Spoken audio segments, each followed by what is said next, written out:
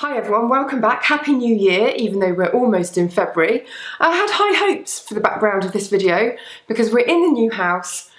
Beautiful, huge Georgian windows, fireplaces, coving, amazing. Yet here I am on the floor of my bedroom with a mattress on the floor behind me, which isn't even made, and two old IKEA bedside tables and a broken lamp. So, you know, I like to put the effort in. 17 most used beauty products of 2017. Meant for this to go out at the end of 2017, but I really did just have a complete break. Only for about a week, but still. Haven't been filming anything, and so it's a little bit behind, I'm afraid. However, let's get cracking. A couple of caveats with this title because, or things that you should be aware of. First of all, last year I did a lot of packing stuff away and living a very minimalist existence because we didn't know where we were going to be. So I think from about May onwards last year, I had a very small selection of beauty products that I was working from on a daily basis. So it's slightly an odd year to do my most used products of. And the other thing is that I want you to be aware of, just because they're the most used doesn't necessarily mean they're my favourites or sort of best buys. I just thought it'd be interesting for you to see the things I've used over and over and over again. Some of the things I'm on sort of a new bottle. And I thought you might like to see that just because I think that there's sometimes you can say, oh, this is my favourite, and you've used it about twice. These are things that I've really tested to the nth degree. So let's get started. I thought I'd start with hair, because this is a category where really I have been a complete creature of habit. I pretty much do the same thing with my hair every single time I style it. Actually, my friend Rach helps me style it. Hasn't been styled today, as you can probably tell. Look like Wurzel Gummidge. But when she's here, she uses my Rude tool. This is the Lee Stafford something, Wonderballs or something. She uses this and she winds the hair around and just gives it a bit of a curl.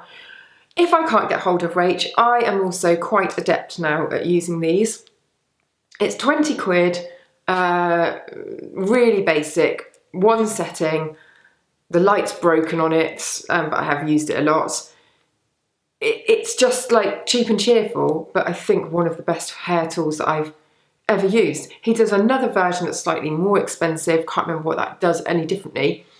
But I've gone on about this so much. If you find it difficult to use a hair one because your hair slides off or you're just generally useless like I am, then you can wind it round and it sort of sticks in place because it's bobbly. So that is used every single time I style my hair. I use it more than a hairdryer. For the ends of my hair, Phyto 9 cream. It's like a moisturising cream. It's not all slithery and silicone-y. It's like a moisturiser for your hair. God, sorry, if you've been following me for years, a lot of the things today you are just going to be so bored of me talking about. But do you know what? I sort of feel like so many new things are released and there's so much crap out there. But if you use something again and again and again and again, it's got to be good, right? Especially if you test hundreds of things. Lastly, in the hair category, I am one of the founders of this brand, just so that you're aware. This is the Collab Dry Shampoo, and I use this on pretty much a daily basis because I have very fine hair and it gets lank at the roots. So I go through cans and cans of this. We did a relaunch last year. This is the unicorn version. Smells like unicorn because everyone knows what they smell like. But I just go through a hell of a lot. I mean, in a way, it is a good job that I'm part of the brand. Otherwise, I would be bankrupt via Dry Shampoo, even though it's only £3.99 a can. And that's when it's full price. So it's a bit of a bargain buy, really. And as you can see, it gives you a nice little plumpy uplift in the roots, refreshes everything. No white residue. Managed to slip in a little QVC slot for myself there, didn't I? Wasn't supposed to happen. Hair was supposed to go at the end. Let's move on to body. I really have gone slightly 80s with my hair now, haven't I? I've raced through the first 2 bottles of this. This is Glossier Body Hero shower oil, and it's really, really good. Smells nice, very orange blossomy. Cleans very well. If you just think of it as like a cleansing oil that you'd use on your face, but it's for the body, best way of thinking about it. Cleans very, very well. Gentle on your little bits down there as well, if you're worried about that kind of thing, which you should be. And an all-round sort of good egg, that. And then we have Aromatherapy Associates Deep Relax Bath Oil. Don't know even what number this is this year. I go through this like the clappers because I always need to relax. I'm always stressed about something. I live with very high stress levels. Self-inflicted mostly, as you'll know if you read my blog. But I do find that works very well. Eccentric Molecules, Molecule 1 Perfume, old favourite, and my friend Rach bought me a bottle of this for my birthday last year. Now, it's a risky strategy buying me anything beauty related for a present because I pretty much have everything. Chances are I'm going to have it. However, Rach managed to find the one thing I needed a restock of, and I don't know whether you've heard of this perfume before, but basically it's just 1 scent molecule. And so it smells different on everybody. Some people don't like the smell of it on them. Other people absolutely adore it. I think it smells quite nice on me, but it smells amazing on my friend Rach. And every time I smell her in it, it's just gorgeous. And so I do think that it reacts differently to certain people's chemistry. However, just been dousing myself in that really. Most used makeup. First of all, the Guerlain Lingerie Depot Cushion. Ta-da! Which I find really, really useful for travelling because you can just push the brush into this. The makeup pops out. It's a gorgeous, fresh, quite natural sort of finish, but with pretty good coverage. I've just been using that loads and loads and loads and loads. More than any other face base this year. Although I have used others, obviously.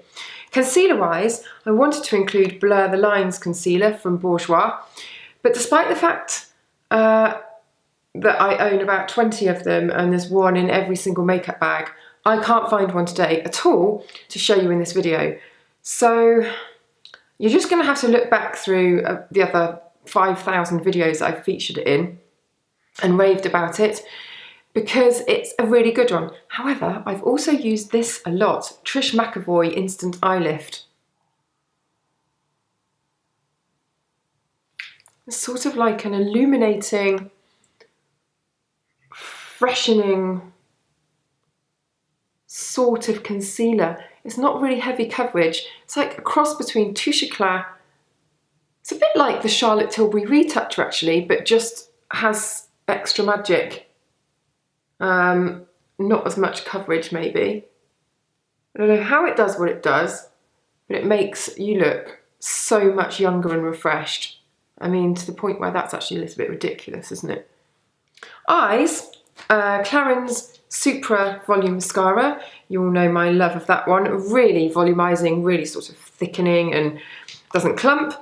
And then By Terry Ombre Black Star. Don't know whether we've talked about this really. There are so many sticks like this one where you just scribble it on and blend it in. You can get them a lot cheaper than this.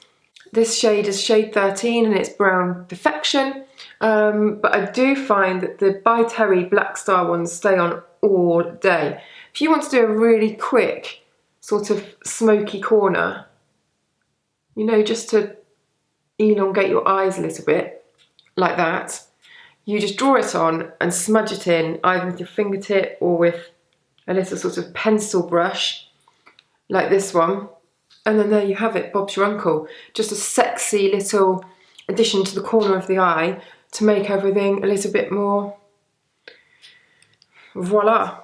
And then face wise, probably use this more than anything else, the Charlotte Tilbury Film Star Bronze and Glow, which has got a bronzer like this one, or like a sort of cross between a bronzer and a contour. And then it's got a highlighter, and it's just a brilliant, very glamorous little duo. Now skincare. The Murad Hydrodynamic Ultimate Moisture. Now, this is the second tub that I've done, and the ingredients and the whole sort of idea behind it are all top notch. It's very hydrating, it's not greasy or rich. I think it's just a really good all-rounder. It's not going to react with anything. It's good. Onto the second bottle of this. This is Claren's Double Serum. It's a new version that they released last year, so it doesn't have the mineral oil in anymore. It's got sort of improved ingredients. They've changed the packaging. It's just really, really good. If you don't know where to start with serums and you just want a good all-rounder that's going to tick many boxes, keep the skin hydrated, sort of keep it essentially working, then can't go far wrong with that. I mean, maybe that's what I like about this one too. There's nothing that particularly screams out about it. There's no one thing, you know, like a headline with it, but they both just work really well. Been going through this at a rather steady pace. This is the Pi Perfect Balance Blemish Serum. My hormones last year, have been all over the place because I had a baby, then I was breastfeeding a bit less, and then recently I've stopped breastfeeding altogether. Ted's going to be 1 in a couple of weeks actually. And my skin's just been going doolally. Quite a lot of sort of hormonal breakouts. So I've been using this underneath my moisturiser. This one just feels like it keeps the spots at bay. And when they are popping out, just calms them down a little bit without stripping any sort of moisture out or being too harsh. Another one, this is sort of a more natural version, but another really good one, Effaclar from Rushpace, brilliant for keeping skin clear.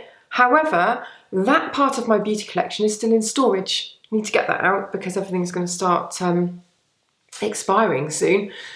So that would be another good option, and I would be swapping those around if I had that on me, but I don't. Couple of things with retinol in now, and I know that I talked about this. I'm just going to have to uncross my leg. Ow. I talked about this last year, the fact that I dipped my toe into the whole retinol game, but I will do the video that I promised on it and show you the things that I've been trying out. The first thing that got me into it though was the Semina Miracle Eye Contour Anti-Wrinkle Cream, which I didn't know had a form of retinol in, and I used it for a couple of months and quite honestly saw the fine lines at the corner of my eyes just completely smooth out. So I wrote to them and I was a bit like, this is just weird. It's worked really, really well on me. Why? And yeah, it's got a form of retinol in, which is what I think, or I assume, was doing the trick. So I'm going to be back on that one because now that we've moved, I've got some of my stuff back, some of my stash. Other bits I haven't got back. This one is going back on the bathroom shelf. It's really, really expensive, I'm afraid. You knew that was coming, didn't you? Other thing with a little hint of the old retinol in here. This works, no wrinkles, night repair, and I'm through this one. It's done. It's gorgeous. I use it as a sort of, I didn't realise that it wasn't a moisturiser because it's so hydrating, but it's actually a serum. Is it? You know, it doesn't actually say, but it is really, because it says to follow with moisturiser. I think that you could get away with not using a moisturiser on top of this almost. I mean, I did for ages. Really lovely, clear, plump, bright, smooth looking skin. I got with this, turning into Yoda, I got with this. And then the last skincare thing, in fact I think it might be the last thing. This is the Darphin Aromatic Cleansing Balm with Rosewood. I wouldn't use this as a daily cleanse or to take off makeup. It's too special, it's too lovely. For me, it's more like a massaging treat. So you're really going to take your time using this. I'd remove my makeup first and the majority of the grime and stuff like that, and then I'd use this for a bit of a massage and then remove by pressing a flannel, just leave some of the goodness on. It's absolutely gorgeous and it's one of my all-time happy scents. Really calming, really soothing. I think it's mostly the smell that keeps me coming back. I mean, it does leave my skin feeling beautiful and very clear, but it's a real treat or treatment product. So yeah, those are my most used. I hope that wasn't too confusing. I really should have done my 17 favourites. But I think a lot of these would be favourites as well. I suppose when I think of favourites a lot of the time, I think of like the sexy things, you know, that really bright lipstick or some kind of amazing palette with amazing packaging. It's not necessarily the thing that you're going to keep using again and again and go back to daily. So I sort of hope that that's useful doing most used. Let me know. I'm going to be back soon. I'm sort of back on it now, hopefully. And I'm going to try to get back into my 1 video a week on a Sunday, and also on my other channel, the Mum and Baby channel, The Uphill. So go and subscribe to that one as well, because that will be having new stuff soon. Okay, that's it for now. I have bored you long enough, and I shall see you again next time.